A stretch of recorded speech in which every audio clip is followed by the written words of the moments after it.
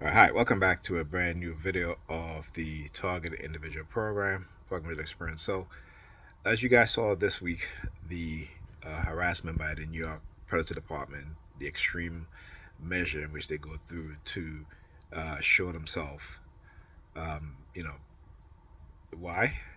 Because, like I said, whenever they get like this, it's because Pam has a date. So, she called me at 8:30 this morning, right? I didn't answer my phone 'cause I was sleeping. I was really tired. I went to bed late. Um, so when the phone rang, I didn't answer the call, but I couldn't go back to sleep.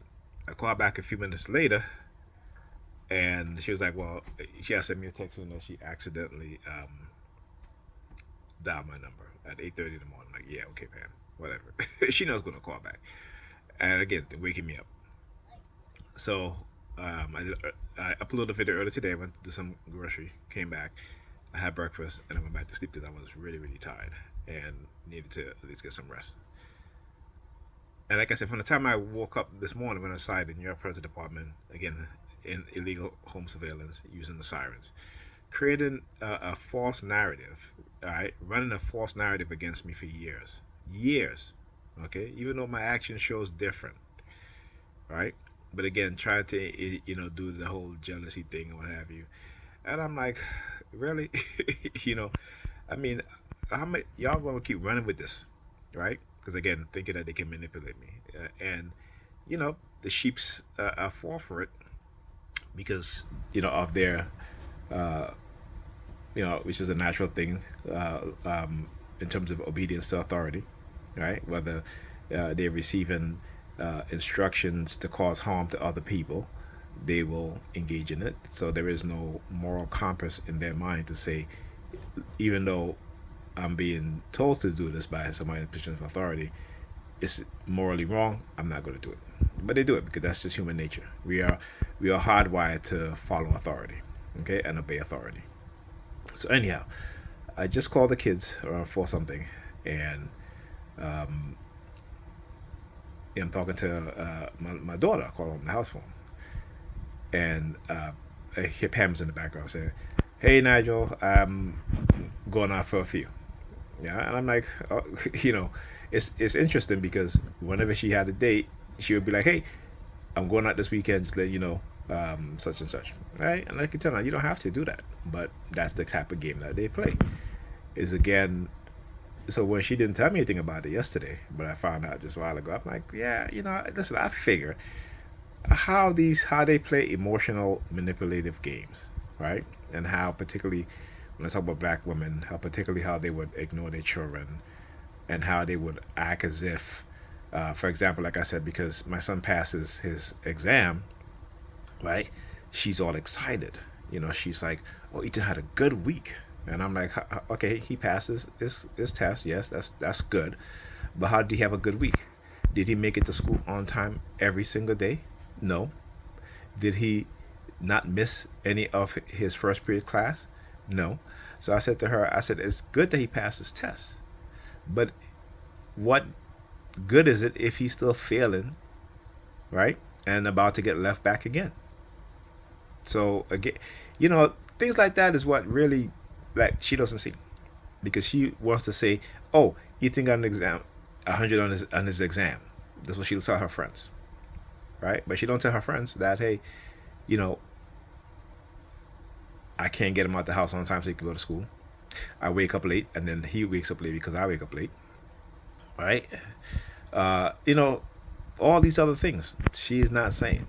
And like I said, I am a very transparent, which I try to show you guys in terms of with my targeting, and very truthful. All right, I accept know what I know now. If I did something that was, not good, I'll accept the responsibility and the blame because I know better. But when you are trying to educate people in terms of making them understand their subconscious programming, which again I don't totally fault them. I always, like I said, I always say it is white supremacists. It's white supremacy that's been programmed in our minds using technology, using psychological warfare, cognitive warfare, neurocognitive warfare, right? And that's just not only black people, right? But since I'm black, I'm speaking on black people and black issue, and me myself, my issue, and what's been going on, and showing you guys how they're using fanatical religious believers in their cults, right? And how these people are working for white supremacists, as well as the Sambos and Sambinas operate and work within law enforcement, which again is the predator law enforcement. All right. So I posted a video with Willie D, who from Ghetto Boys. All right. He's talking about this town in which the majority of residents are black. All right. And the white suburbs, the white people working in the white suburbs are the ones that are controlling, 80 something percent of the black residents, right?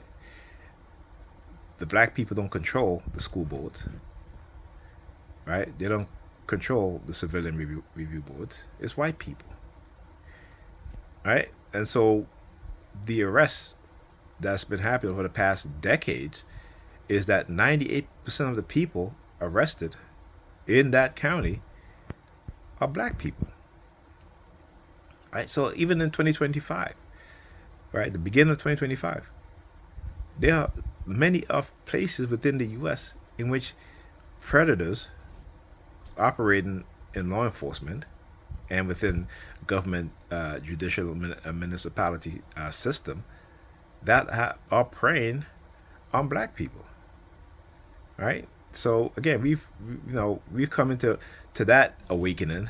I'm talking about the nation with Ferguson. Okay, and there are many Fergusons, towns like Ferguson out there, big and small. All right. So again, like I said, we have a lot of awakening to do, and religion is a tool that has taught us to endure our suffering and our oppression, and we pass that on to our children, making them more docile than we were.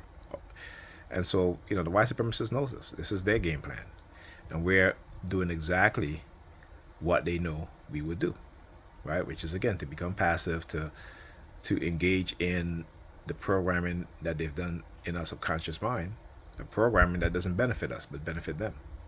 Okay, the removal of fathers from the home, the destruction of love between black people, particularly black men and black women, and the abandonment of our children education, the abandonment of